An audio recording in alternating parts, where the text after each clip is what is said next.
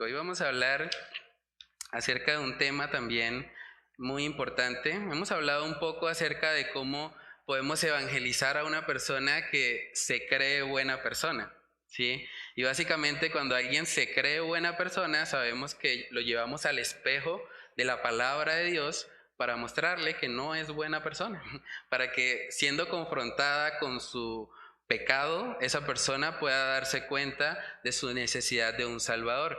Pero esta vez vamos a hablar un poco del otro extremo. Hay personas que se reconocen a sí mismas como pecadoras, pero casi que se excusan en eso para no ir nunca a una iglesia, para nunca pues acercarse a las cosas de Dios.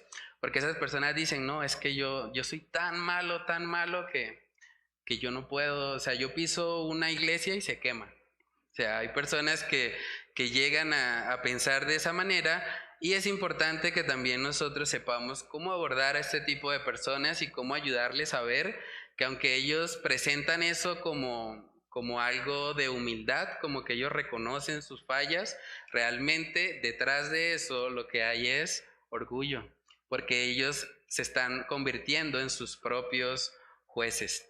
Pero bueno, vamos a ir a 1 Corintios 6 para que podamos ver un poco de cómo se ve realmente una iglesia o cómo se ve los cristianos que han sido convertidos por medio del Evangelio. 1 Corintios capítulo 6, versículos del 9 al 11.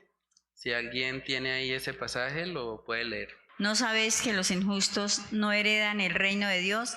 No erréis, ni los fornicarios, ni los idólatras, ni los adúlteros, ni los afeminados, ni los que se echan con varones, ni los ladrones, ni los ávaros, ni los borrachos, ni los maldicientes, ni los estafadores heredarán el reino de Dios. Y esto erais algunos, mas ya habéis sido lavados, ya habéis sido santificados, ya habéis sido justificados en el nombre del Señor Jesús y por el Espíritu de nuestro Dios.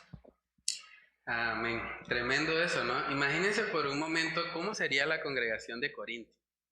O sea, esta gente había sido fornicarios, idólatras, adúlteros, afeminados, algunos se echaban con varones, otros eran ladrones, avaros, borrachos, maldicientes, estafadores. O sea, esa gente tenía un pasado fuerte. Realmente vemos que dice en el versículo 11 que esto erais algunos. O sea, ellos se caracterizaban por todo lo que vemos en el versículo 9 y 10. O sea, sería una congregación donde ellos tenían un historial bastante amplio, digamos, en cuanto a su vida pecaminosa. Pero dice que eso eran algunos, pero que ahora han sido lavados, han sido santificados, han sido justificados en el nombre del Señor Jesús y por el Espíritu de nuestro Dios. Entonces es posible para este tipo de personas que acabamos de leer en los versículos del 9 al 10 experimentar lo que es la salvación, lo que es la justificación.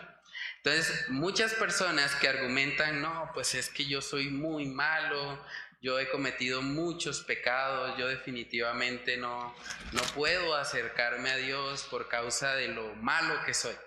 Nosotros podemos mostrarle este pasaje y decirle, usted hubiese sido bienvenido en la iglesia de Corinto, porque ahí muchos eran así, eran personas muy malas, personas que incluso practicaban la homosexualidad, eran ladrones, avaros, borrachos, pero Dios los transformó.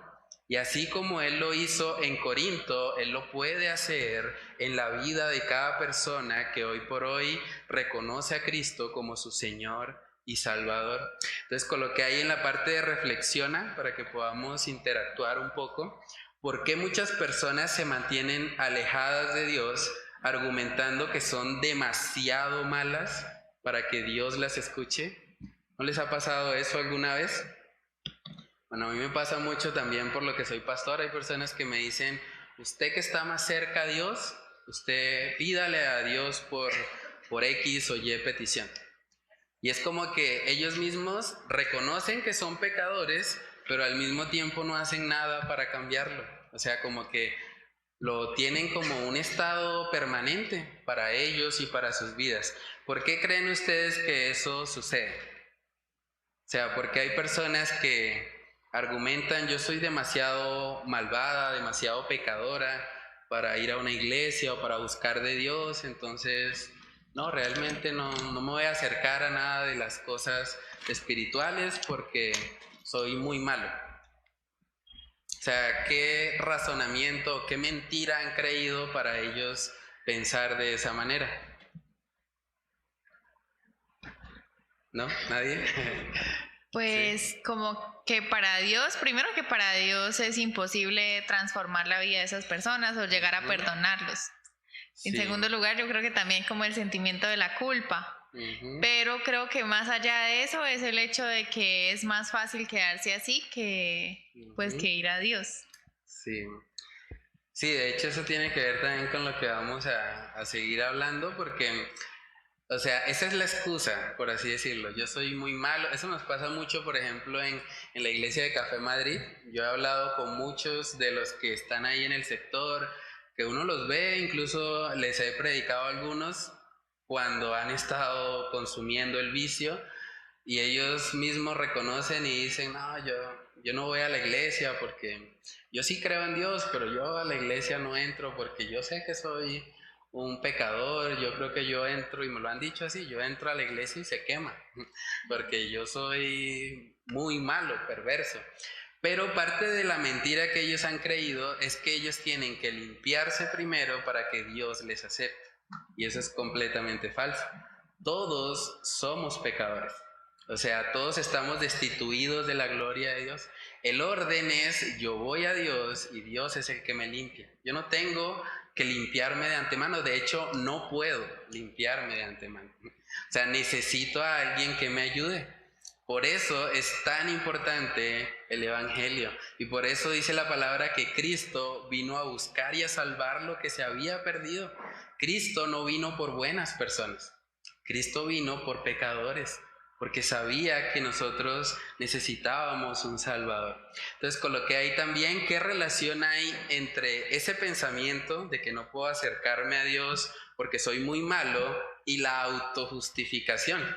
La persona que dice, no, pues yo soy buena persona, yo he hecho muchas cosas buenas al punto que cuando yo muera y vaya a la presencia de Dios y esté en el tribunal, yo le voy a decir, Dios, mira, yo no fui tan malo como mi vecino, yo hice obras sociales, ayudé a muchos y por lo tanto merezco entrar al cielo. O sea, ¿qué relación ven entre ese pensamiento? El que es autocompasivo y piensa, no, yo soy muy malo, yo no puedo acercarme a Dios, y el que cree, pues yo soy buena persona, Dios debería aceptarme. O sea, ¿qué tienen en común esos dos pensamientos? Orgullo y un enfoque en las obras. El que es autocompasivo está mirando sus pecados. El que es, ¿cómo sería? Bueno, el que se autojustifica es una persona que también está poniendo la mirada en lo que hace. Y es la tendencia del corazón humano. Tendemos a mirar nuestro desempeño y a pensar que en función de nuestro desempeño es la respuesta de Dios para nuestras vidas. Entonces la gente que piensa que es muy pecadora piensa que no puede acercarse a Dios porque su desempeño no ha sido bueno. Y los que se autojustifican piensan que son tan buenos que no necesitan básicamente a Dios.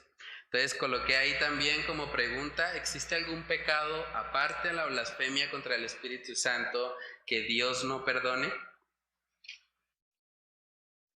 Si hay algún pecado que nosotros podamos decir, no, es que esta persona es tan mala que ya perdió toda posibilidad de salvación. No, ¿cierto? Realmente el único pecado que vemos claramente en la palabra que dice que no es perdonado es la blasfemia contra el Espíritu Santo, porque el Espíritu Santo es el que nos convence de pecado, justicia y juicio. Y si alguien blasfema contra el Espíritu Santo, básicamente está diciendo, yo soy buena persona. Eso que estás tratando de convencerme de pecado, no, yo no creo eso. Yo no creo que soy tan malo. Entonces esa persona, al autojustificarse y permanecer en incredulidad, pues eventualmente será condenado. Entonces vamos a mirar en Juan capítulo 3 para ver cómo Cristo Jesús vino al mundo para traer la luz al mundo. El problema no es la luz, el problema es que muchos aman más las tinieblas que la luz. Vamos a Juan capítulo 3, versículos del 17 al 21. Porque no envió Dios a su Hijo al mundo para condenar al mundo, sino para que el mundo sea salvo por él. El que en él cree no es condenado, pero el que no cree ya ha sido condenado, porque no ha creído en el nombre del unigénito Hijo de Dios. Y esta es la condenación, que la luz vino al mundo, y los hombres amaron más las tinieblas que la luz, porque sus obras eran malas. Porque todo aquel que hace lo malo aborrece la luz y no viene a la luz, para que sus obras no sean reprendidas. Mas el que practica la verdad viene a la luz para que sea manifiesto que sus obras son hechas en Dios. Amén. Entonces el problema básicamente del ser humano es que no quiere venir a la luz. Y no quiere venir a la luz porque ama las tinieblas. Ellos usan eso como una excusa y dicen, no, pues es que yo soy muy malo, soy muy pecador, pero realmente ellos no se ven a sí mismos como pecadores en el sentido que la Biblia enseña que son pecadores. Porque si se viesen así, al mismo tiempo irían a Cristo en busca de ayuda. Pero como ven el pecado como algo más relajado, algo más suave, que todo el mundo lo hace, que hay otros amigos que son peores y demás, pues ellos pueden permanecer por mucho tiempo en ese estado de rebeldía contra Dios. Pero es importante cuando hablamos con esas personas hacerles ver que realmente nosotros tenemos un llamado bíblico al arrepentimiento. O sea, si esas personas insisten en vivir de esa manera, alejados de todo lo que tiene que ver con Dios, pues realmente esas personas están actuando en rebeldía, o sea, están yendo abiertamente en contra a Dios, y hay que hacerles ver eso, que ellos entiendan que el problema principal no es que son muy pecadores, el problema principal es que no quieren venir a la luz, porque aman las tinieblas. En Lucas capítulo 18 vemos un contraste muy interesante. Ahí podemos ver la relación que hay entre la persona que se autojustifica y la persona que vive en esa autocompasión. En Lucas capítulo 18 se describe la parábola del fariseo y el publicano. Lucas capítulo 18, versículos del 9 al 14. Si alguien tiene ahí ese pasaje, lo puede leer. A unos que confiaban en sí mismos como justos y menospreciaban a los otros, dijo también esta parábola. 2 hombres subieron al templo a orar. Uno era fariseo y el otro era publicano. El fariseo, puesto en pie, oraba consigo mismo de esta manera. Dios, te doy gracias porque no soy como los otros hombres, ladrones, injustos, adúlteros, ni aun como este publicano. Ayuno 2 veces a la semana, doy diezmos de todo lo que gano. Mas el publicano, estando lejos, no quería ni aún alzar los ojos al cielo, sino que se golpeaba el pecho diciendo, Dios, sé propicio a mí, pecador. Os digo que éste descendió a su casa justificado antes que el otro, porque cualquiera que se enaltece será humillado, y el que se humilla será enaltecido. Amén. Si ven cómo el fariseo aparentemente estaba diciendo Dios en su oración, pero dice el texto que estaba orando consigo mismo. O sea, el centro de su vida era él. Y él estaba comparándose a sí mismo con otros. Él decía, no soy como los otros hombres. Y es lo que pasa en una persona orgullosa, en una persona que se autojustifica. Está buscando activamente personas peores que él para decir, pues yo no soy tan malo. Comparado con Hitler, pues soy bueno. Comparado con Pablo Escobar o comparado con esta gente que ha hecho cosas horribles, pues entonces yo sería una buena persona. Pero el problema es que el estándar no son esos otros hombres. El estándar es Dios y es su ley y es su palabra. Y cuando nos miramos en el espejo de la ley de Dios, tenemos que reconocer que necesitamos un Salvador. En contraste a eso, vemos que el publicano reconoció su condición de pecado, pero no solo se quedó ahí. O sea, el publicano dice que no quería ni aún alzar los ojos al cielo, se golpeaba el pecho diciendo, Dios, sé propicio a mí, pecador. O sea, el publicano reconoció su pecado, pero al mismo tiempo reconoció a Dios. Y es ahí donde debería llevarnos el reconocer el pecado. Cuando alguien dice, yo soy un pecador, inmediatamente el tratamiento debería ser ir a Cristo, ir a Dios. Es lo que la persona necesita principalmente en su vida. Entonces coloqué ahí también en el devocional que las personas que intentan justificar su alejamiento de Dios porque tienen muchos pecados, están estableciendo un sistema de justicia en el que ellos se creen mejores jueces que Dios. Y es algo que podemos decirle abiertamente. O sea, si esa persona dice, no, yo soy muy pecador, yo no puedo ir a la iglesia, pues la Biblia dice que los pecadores van a la iglesia. Primera de Corintios, acabamos de ver lo horrible que eran los pecados que ellos cometían. Entonces, o Dios está en lo correcto, o esa persona en su razonamiento está en lo correcto. Y cuando llevamos a las personas a darse cuenta de eso, muchos pueden llegar a razonar, bueno, efectivamente me estoy convirtiendo en mi propio juez. Estoy estableciendo un sistema de justicia en el que yo creo que no soy digno de ir a la iglesia, pero la Biblia dice que sí, que todos son bienvenidos, que somos pecadores y que podemos acercarnos confiadamente al trono de la gracia, no por nuestros méritos, sino por lo que Cristo hizo por nosotros. En Isaías capítulo 1 también hay un texto muy interesante respecto a este tema y se ve la invitación que Dios hace a que vengamos a Él sin importar la multitud de nuestros pecados. Isaías capítulo 1 versículos del 18 al 20, si alguien tiene ese pasaje lo puede leer. Venid luego, dice Jehová, y estemos a cuenta. Si vuestros pecados fueren como la grana, como la nieve serán emblanquecidos. Si fueren rojos como el carmesí, vendrán a ser como blanca lana. Si quisiereis y oyereis, comeréis el bien de la tierra. Si no quisiereis y fuereis rebeldes, seréis consumidos a espada, porque la boca de Jehová lo ha dicho. Amén.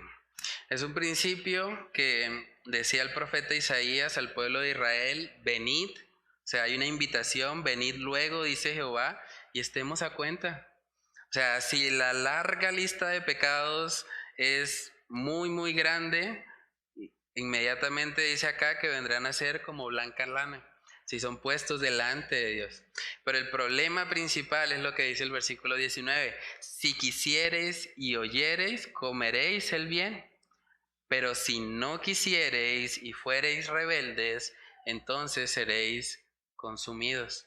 El problema de fondo es que las personas que se excusan en esto no quieren, porque la invitación de Dios ahí está, venid, pongámonos a cuenta. El Señor Jesucristo vino al mundo para salvar a pecadores. ¿Cuál es la excusa? Realmente, cuando nosotros miramos pasajes como estos, también el de Hechos capítulo 3, ahí vemos que hay una invitación universal del Señor para que todos se arrepientan, para que conozcan a Cristo como Salvador. Hechos capítulo 3, versículos del 19 al 21. Si alguien tiene ese texto, también lo puede leer. Así que arrepentíos y convertíos para que sean borrados vuestros pecados, para que vengan de la presencia del Señor tiempos de refrigerio. Y Él envía a Jesucristo, que os fue antes anunciado, a quien de cierto es necesario que el cielo reciba hasta los tiempos de la restauración de todas las cosas, de que habló Dios por boca de sus santos profetas que han sido desde tiempo antiguo. Amén. Entonces aquí vemos arrepentidos y convertidos para que sean borrados vuestros pecados. Parte de lo que sucede cuando las personas genuinamente se arrepienten delante de Dios es que todos sus pecados son borrados. Porque ahora la justicia de Cristo viene a ser puesta en su cuenta. Dice 2 Corintios 5:21 que al que no conoció pecado, por nosotros lo hizo pecado, para que nosotros fuésemos hechos justicia de Dios en él. Entonces, las excusas que muchas personas utilizan respecto a esto también se derrumban cuando vamos a pasajes como este, porque el Señor les está invitando a arrepentirse, les está diciendo todos sus pecados pueden ser borrados.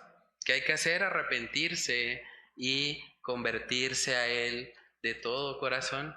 Entonces podemos ayudar a estas personas a darse cuenta que ellos están estableciendo un sistema de justicia diferente al que Dios ha establecido.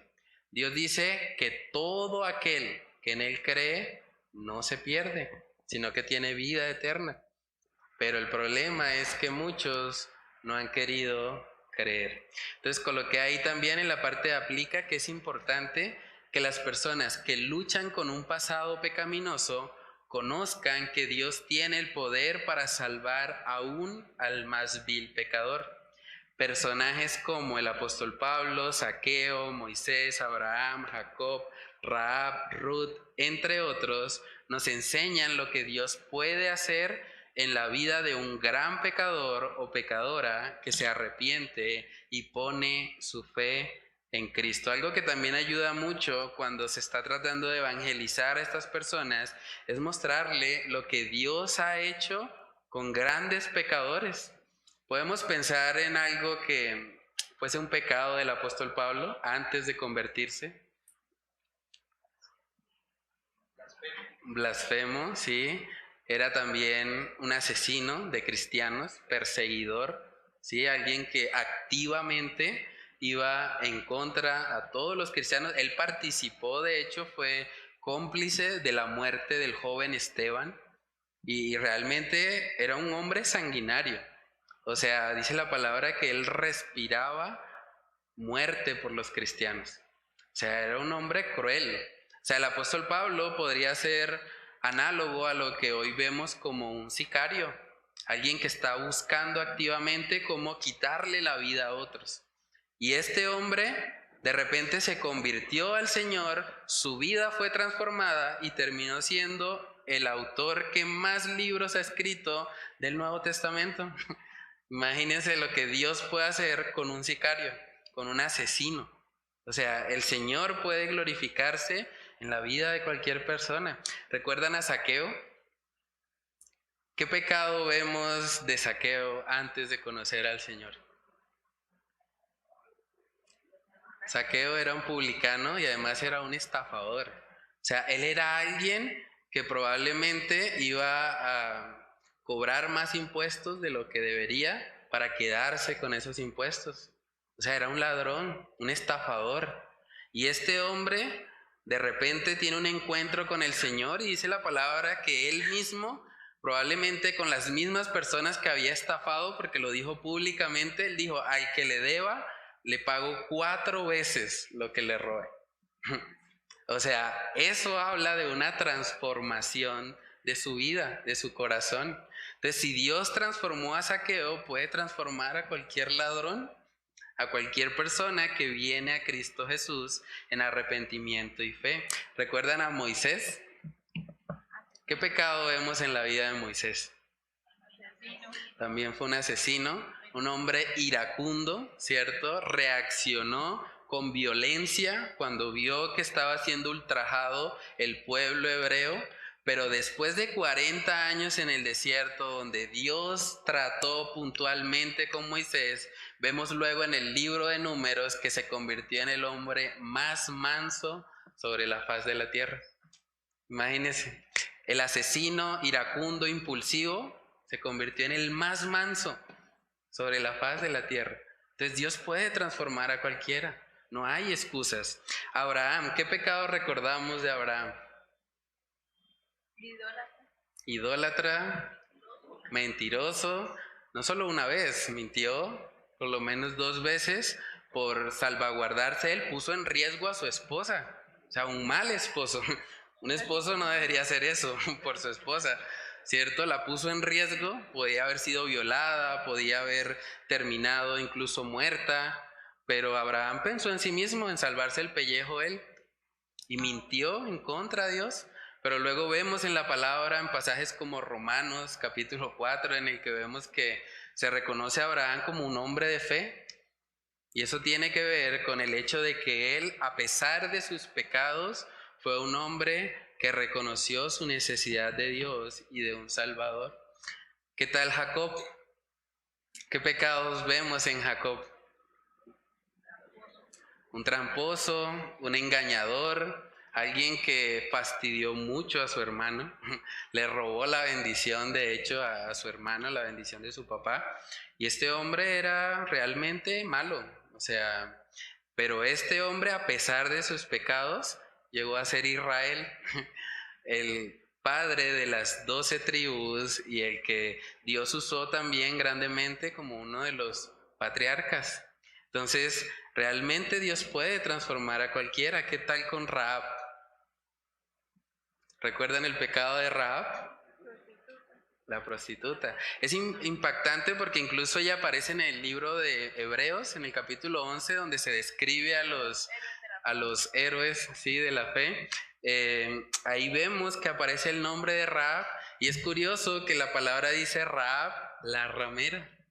O sea, se enfatiza eso para mostrarnos que realmente ella está en esa lista, es por gracia, por medio de la fe, no por obras. Ella no tiene nada de qué gloriarse. ¿Qué tal Ruth?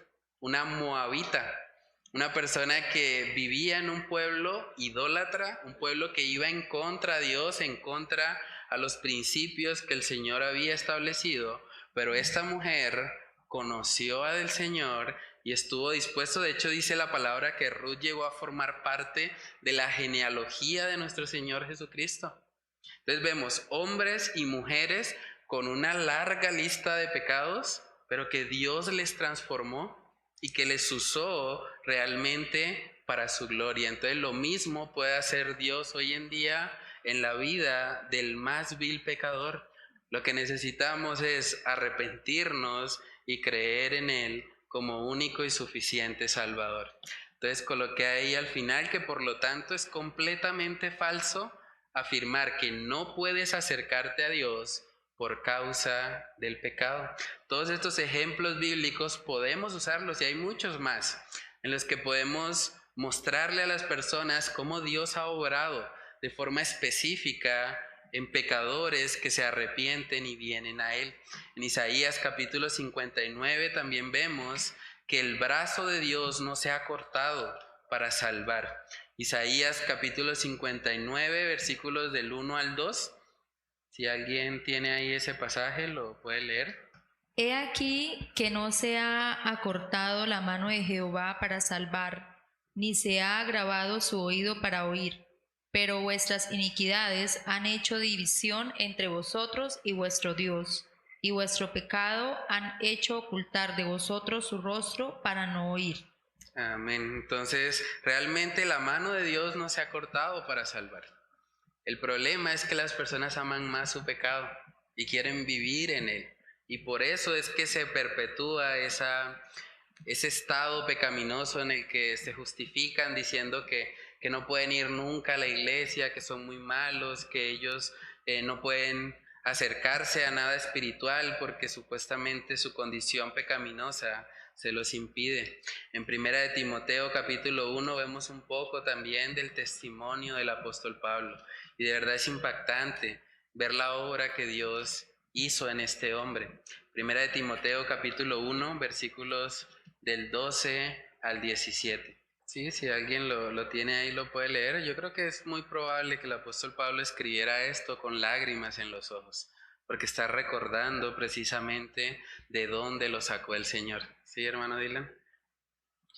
Doy gracias al que me fortaleció, a Cristo Jesús nuestro Señor, porque me tuvo por fiel, poniéndome en el ministerio, habiendo yo sido antes blasfemo, perseguidor e injuriador, mas fui recibido a misericordia porque lo hice por ignorancia, en incredulidad, pero la gracia de nuestro Señor fue más abundante con la fe y el amor que es en Cristo Jesús.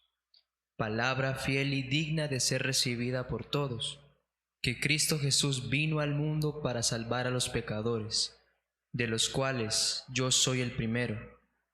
Pero esto fui recibido a misericordia, para que Jesucristo mostrase en mí el primero toda su clemencia, para ejemplo de los que habrían de creer en Él para vida eterna.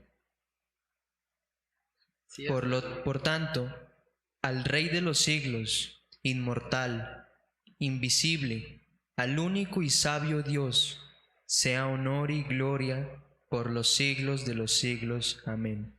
Amén. Tremendo eso, ¿no? Un blasfemo, un injuriador, un asesino. Y esa persona es la que leemos cada vez que leemos el Nuevo Testamento. O sea, es la obra de Dios en la vida de una persona que realmente se arrepiente y viene a Él. Entonces, debemos poder guiar a estas personas, a estos ejemplos, para que ellos puedan darse cuenta de que realmente lo que están afirmando es simplemente una excusa para permanecer en su pecado. Pero que si Dios dice en su palabra que todo aquel que viene a Él, que el corazón contrito y humillado, Él no lo desprecia, entonces el problema no es Dios. El problema son las personas que quieren vivir continuamente en ese estado de autocompasión.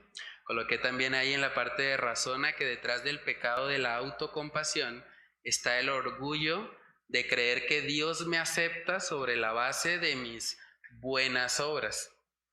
Eso es lo que está muchas veces detrás. Hay gente que dice, bueno, yo hasta que no deje el vicio, realmente no voy a la iglesia. Pero ¿cómo voy a dejar el vicio si no busco de Dios? Entonces no tiene sentido y por eso se perpetúa su estado pecaminoso. Es como si alguien enfermo dijera, estoy enfermo, no voy al médico, porque hasta que no me sane, no puedo ir y presentarme delante del médico. Eso no tiene sentido, pero es el razonamiento de muchas personas para permanecer continuamente en ese estado de pecado. Entonces, detrás de esa autocompasión realmente hay un orgullo, y el orgullo es creer que Dios me debe aceptar a mí sobre la base de mis buenas obras. Y muchos tal vez están pensando, hasta que yo no haga cosas buenas, entonces no puedo ir a la iglesia. ¿Sí? Entonces se justifican incluso en eso. Yo recuerdo también un personaje con el que pude hablar en algún momento que está metido en todo eso del microtráfico y los problemas y demás. Y él me decía, yo no puedo salir de este mundo del microtráfico y las bandas y todo eso, porque inmediatamente yo entrego a la persona, digamos al jefe, al líder de la banda, y le digo que me voy a salir de esto, inmediatamente me mata aquí en la siguiente cuadra, porque esa es la ley de la banda, las pandillas, el que se mete como la mafia no puede salir. Y yo le decía, bueno, pero Dios tiene el poder para sacarlos de eso, y en últimas, si usted hace eso por convicción y le quitan la vida en una cuadra, para el creyente el morir es ganancia. Mejor va a estar más cerca del Señor en su presencia. Y esa persona me decía, no, pero es que yo quiero vivir otro poquito, pero es que yo quiero, todavía no, espere. Entonces él pensaba en su razonamiento que él podía hacer buenas obras. Y yo dije, bueno, entonces para usted, ¿qué sería una buena obra? Y esa persona me dijo, bueno, pues yo sé que en este mundo de la delincuencia y demás se matan muchas personas inocentes. Entonces mi trabajo o mis buenas obras va a ser evitar que maten inocentes. Entonces cuando vayan a matar a un inocente, yo le digo allá al jefe, no ese no lo hizo, cuidado, a ese no lo toquen. Y yo le decía, no, realmente ninguna de nuestras supuestas buenas obras delante de Dios, dice la palabra también, que son como trapos de inmundicia. La única forma de hacer buenas obras es haber recibido a Cristo como Señor y Salvador. O sea, cuando una persona hace buenas obras sin conocer a Cristo, lo hace para sí misma, porque se siente bien, porque se siente bueno, porque es amable, ¿sí? Pero realmente para yo hacer buenas obras, la Biblia dice también en Mateo 5 que las buenas obras son las que traen gloria a Dios, no las que traen gloria al hombre. Entonces, realmente para hablar de buenas obras es necesario tener una relación con nuestro Dios, porque Él es el que nos impulsa y nos motiva a vivir para Él. Entonces coloqué ahí que detrás del pecado de la autocompasión está el orgullo de creer que Dios me acepta sobre la base de mis buenas obras, pero la Biblia es clara y enfática al recordarnos que la salvación es solo por gracia, por medio de la fe. Y hasta que no creamos esa verdad, nuestras vidas no serán transformadas. La vida de una persona cambia genuinamente solo cuando conoce a Cristo. Los demás cambios que una persona puede hacer en sus propias fuerzas son cambios superficiales, pero no de fondo. El único que transforma el corazón del hombre es el Señor. Dice 2 Corintios capítulo 5, versículo 17, ese es un texto también bastante conocido, que cuando estamos en Cristo somos nuevas criaturas. 2 Corintios 5, 17, si alguien lo tiene ahí, lo puede leer. De modo que si alguno está en Cristo, nueva criatura es. Las cosas viejas pasaron, he aquí todas son hechas nuevas. Amén. El único que hace nuevas criaturas es Dios. Por lo tanto, si una persona está en su pecado y está esperando que algún día va a cambiar para poder ir a la iglesia, se está autoengañando. Y podemos decirle, el único que hace nuevas criaturas es Dios. El único que transforma el corazón es Él. Entonces es completamente vano cualquier tipo de reforma externa que yo haga, porque en últimas el problema del hombre está en su corazón.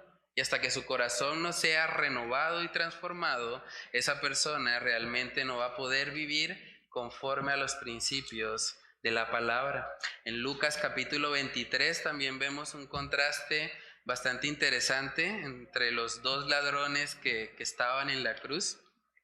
Algunos han llamado erróneamente este pasaje como el pasaje del buen ladrón, pero realmente no hay buenos ladrones, es una contradicción de hecho de términos. Entonces vamos a ver lo que pasó con este hombre, con dos hombres pecadores que están a punto de terminar su vida, pero cómo ellos reaccionaron respecto a la persona de Jesús. Lucas capítulo 23, versículos del 39 al 43. Si alguien lo tiene ahí, lo puede leer. Y uno de los malhechores que estaban colgados le injuriaba diciendo: si tú eres el Cristo, sálvate a ti mismo y a nosotros. Respondiendo el otro le reprendió diciendo: ¿ni aún temes tú a Dios estando en la misma condenación? Nosotros a la verdad justamente padecemos porque recibimos lo que merecieron nuestros hechos, mas éste ningún mal hizo. Y dijo a Jesús: acuérdate de mí cuando vengas en tu reino. Entonces Jesús le dijo: de cierto te digo que hoy estarás conmigo en el paraíso. Amén. Entonces aquí vemos un contraste, una persona que aún siendo condenado y sabía que él era culpable, que él era condenado, esa persona seguía esperando que Cristo le sirviera a él. Y es lamentable eso. O sea, hay personas que tienen esa misma mentalidad, viven completamente en pecado, alejados de Dios, de su voluntad, pero luego quieren pedirle favores a Dios. Luego quieren decirle como este Señor: sálvame, sálvate a ti mismo y de paso me salvas a mí que necesito ayuda. O sea, y muchas personas viven de esa manera. O a veces usan a otras personas, de pronto que son creyentes y demás, y dicen: no, usted que está más cerca a Dios, a usted que Dios sí lo escucha, entonces usted sí interceda por mí. Pero realmente esas personas lo que necesitan es hacer lo que hizo el ladrón arrepentido. Ese ladrón dijo: nosotros merecemos esto. Ese ladrón reconoció: yo estoy aquí porque soy malo y lo que estoy recibiendo es el justo castigo por mi maldad.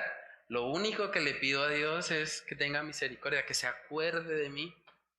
Y es ahí donde las personas deberían llegar.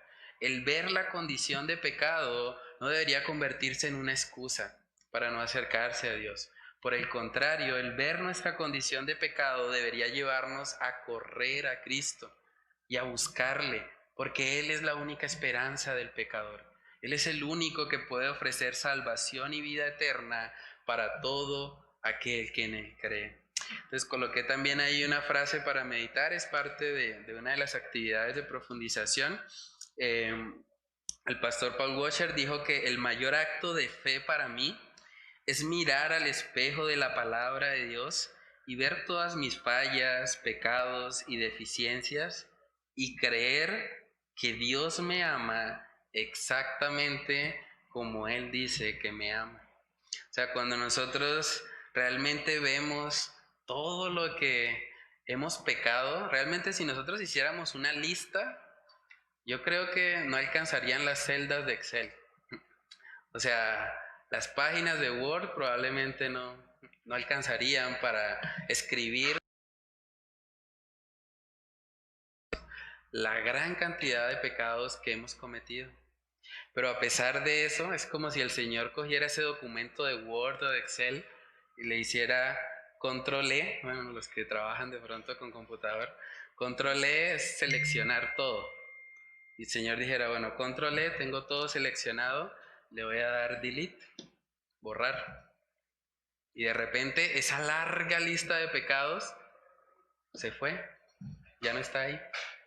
Y no deja el documento en blanco, sino que el Señor dice, ahora en mi gracia y en mi favor, toda la lista de virtudes de Cristo Jesús, voy a colocarla en ese documento. Para que cuando la persona sea vista por el Señor, Dios ya no vea su larga lista de pecados, sino que Él pueda ver la justicia de Cristo puesta en su cuenta. Y cuando nosotros realmente experimentamos eso, podemos también ir y compartir con otros acerca de esa verdad. Decirles dónde ellos pueden encontrar el pan de vida, el único que puede traerles el regalo más grande, que es el regalo de la salvación.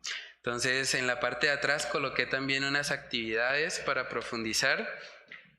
Bueno, un capítulo también de Entendiendo los Tiempos, se llama Cómo tratar con el pasado, con nuestros pecados, y cómo ese pasado pecaminoso realmente debe llevarnos a ver más nuestra necesidad de Cristo. Y el otro es un video un poco más corto que se llama Eres amado, de Paul Washer. Es muy bueno también porque nos lleva a comprender que la base del amor de Dios hacia nuestras vidas no está en lo que hacemos, está en lo que somos en Cristo Jesús. Y es ahí donde podemos encontrar un gozo que permanece aún más allá de las circunstancias. Entonces, la primera actividad es ver esos dos videos y escribir las principales enseñanzas. Y el segundo es el testimonio de John Newton. No sé si lo conocen. Él es el autor del himno Sublime Gracia. La historia de él también es muy impactante, yo se las coloqué ahí en el video.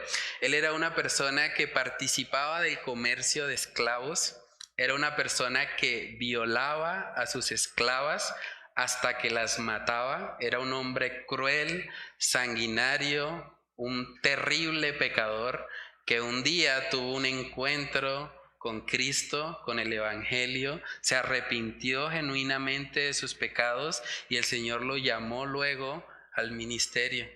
Y fue una persona que se dedicó los últimos años de su vida a pastorear y a compartir himnos como ese famoso Sublime Gracia. Cuando nosotros cantamos eso de Sublime Gracia del Señor, que a un infeliz salvó, el infeliz era John Newton originalmente.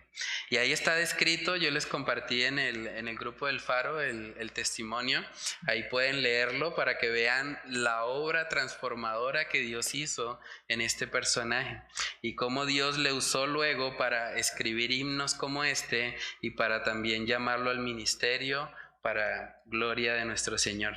Dice luego en la actividad número 3 es cómo le predicarías el evangelio a una persona que se siente demasiado pecadora para acercarse a Dios y qué argumentos usarías para mostrarle que esa actitud solo demuestra orgullo, o sea, un enfoque en sí mismo e incredulidad en lo que Dios dice en las Escrituras. Entonces podemos escribir ahí las conclusiones que saquemos respecto a esas preguntas. No sé si hay algún comentario, alguna pregunta, opinión al respecto del tema de hoy. ¿No? Sin palabras. Yo tengo una duda, pastor. En el Antiguo Testamento vemos que Faraón endureció el corazón, ¿sí? Sí. Sin embargo, Dios se lo endureció aún más. Ujú. Y si vemos en varias partes, dice lo mismo. Es posible que este tipo de personas que se rehúsan de creer en el Evangelio o simplemente lo rechazan, pasen ellos eso. O sea, que su corazón se haya endurecido contra Dios y Dios aún se lo haya endurecido Sí, más. y es interesante porque cuando uno mira la historia del faraón, él fue el primero en endurecerse. O sea, por causa del endurecimiento que él presentó inicialmente, vemos que el Señor también luego endurece su corazón. Y hay que entender también que Dios conoce muchas veces nuestro futuro, Él conoce lo que haríamos bajo ciertas circunstancias. Entonces, muy probablemente Dios sabía que como Él ya se había endurecido, iba a permanecer así. Entonces Dios decide simplemente, bueno, voy a endurecer más su corazón, y tenía un propósito también detrás, que era luego la liberación como tal del pueblo de Israel. Entonces, sí es algo, digamos, que pues hasta cierto punto no podemos saber con seguridad si una persona está siendo ya endurecida por Dios o no. Nuestra tarea es simplemente pues predicarles el Evangelio, persistir en eso y orar para que el Señor tenga misericordia de esa persona y que eventualmente pueda reconocerle como Señor y Salvador. También hay muchos testimonios de personas que han conocido el Evangelio por mucho tiempo, que de pronto crecieron en un ambiente cristiano, pero que se mantuvieron la mayor parte de su vida rebeldes a ese mensaje, pero llega un momento tal vez de aflicción, un momento difícil, en que esas personas luego se arrepienten de su pecado y vienen a Cristo. De hecho, parte del testimonio de John Newton, el himno de Sublime Gracia, tiene que ver con eso, porque él desde la niñez le habían predicado el Evangelio, pero realmente él vivía pues una vida totalmente pagana, impío. Hasta que en medio de una situación, de hecho como él estaba en barcos y demás, una tormenta, una situación donde ya él pensó que iba a morir, en ese contexto fue que él recordó las enseñanzas que le habían dado en su niñez y se pudo arrepentir de sus pecados, buscar la Biblia, y ahí fue como Dios obró en su vida y en su corazón. Entonces, a veces los planes de Dios escapan, digamos, a nuestro entendimiento. No sabemos lo que Dios puede hacer en la vida de una persona, pero nuestra tarea es simplemente ir y compartirles el Evangelio, ¿sí? Eventualmente, si endurecen ellos su corazón o si Dios llega a endurecerlo, pues ya digamos que es algo que escapa a nuestro control, ¿no? Sí. Pero bueno, no sé si alguien más. ¿Sí? Bueno, también pienso en que muchas veces nosotros tendemos mucho a juzgar, ¿no? Antes de hablarle a alguien del Señor. Entonces hacemos como una preselección de a quién le vamos a hablar. O sea, yo le hablo a esta persona porque puede disponer su corazón, porque veo que es una persona que puede ser buena, pero al que es malo, al que yo sé que es muy malo, no, yo no le hablo porque yo sé que de plano me va a rechazar. Y pues a eso no nos llamó el Señor. El Señor nos llamó para hablarles a todos, a no hacer juicios para hablar de Él, sino a predicar, o sea, a enseñar, a cumplir con el mensaje. Y es Él el que se encarga de convencer a esa persona. Sí, eso es bastante curioso, ¿no? Porque cuando miramos el ministerio de Jesús, o sea, ¿a quiénes trató más fuertemente Jesús? A los que aparentemente eran buenos, ¿sí? O sea, para el estándar de la sociedad. Pero Él fue, digamos que muy amable, extendió mucha gracia a las personas que socialmente tal vez eran considerados los peores pecadores. La mujer adúltera, la mujer samaritana, o sea, vemos que el Señor tuvo misericordia, Zaqueo, un publicano, o sea, Dios estaba obrando y Él no se dejaba llevar por esos prejuicios sociales. A veces algo que pasa es que pensamos, no, es que esa persona, muy difícil, no, ese no se convierte porque ese va todos los fines de semana a la discoteca y se la pasa hablando de que estuvo con mujeres y no, ese no, como que más bien el que de pronto es más juicioso en el trabajo, el que ahorra, el que sí. A mí me pasó una experiencia así porque bueno, antes de conocer, digamos, la sana doctrina, yo asistía a otra iglesia y pues teníamos un grupo, ¿sí? Como que yo invitaba a mis compañeros de universidad y demás, y me acuerdo que había un perfil así, había una chica, pues digamos que muy juiciosa, que no le gustaba tomar y demás, y yo en mi mente pensé de esa manera, yo dije, pero es que ella es juiciosa, o sea, ella no sale a tomar. Yo creo que ella cuando le prediquemos sí iba a aceptar el evangelio. Resulta que cuando le compartimos a ella resultó siendo tremendamente católica y dijo que ella no iba a ir nunca. Nosotros teníamos un grupo en casa donde hacíamos estudios y demás, y ella nunca se apareció por allá. Y contrario a eso, el que era más tomador de todo el grupo, el que salía cada vez que podía, él tomaba, si ganaba los parciales, tomaba para celebrar, y si los perdía, tomaba para pasarle el despecho. Era ese tipo de personas. Él terminó yendo a la iglesia y terminó bautizándose en la iglesia.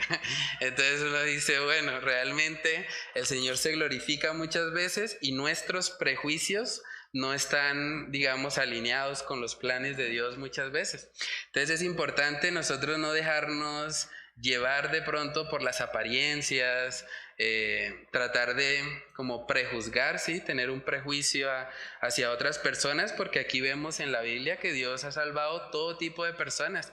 De hecho, algo que me gustaría que hiciéramos algún día como iglesia es que vayamos a predicar al Parque Antonia Santos, donde están las trabajadoras sexuales, por así decirlo, porque Dios puede obrar en esas personas también. O sea, es importante sí, digamos, tener una buena estrategia para, digamos, guardarnos, sobre todo los hombres, pero es bueno que vayamos y llevemos el evangelio a un lugar así. O sea, Dios quiere salvar también a esas personas. Entonces, es importante que nosotros no nos dejemos llevar por prejuicios, que esta persona está en el mundo, que es terrible, que ese no se va a convertir, porque vemos que los peores precisamente que acabamos de ver, muchos de ellos se convirtieron al Señor y fueron grandemente usados por Él. Entonces, bueno, no sé si alguien más quiere compartir algo o algún comentario, opinión, ¿no?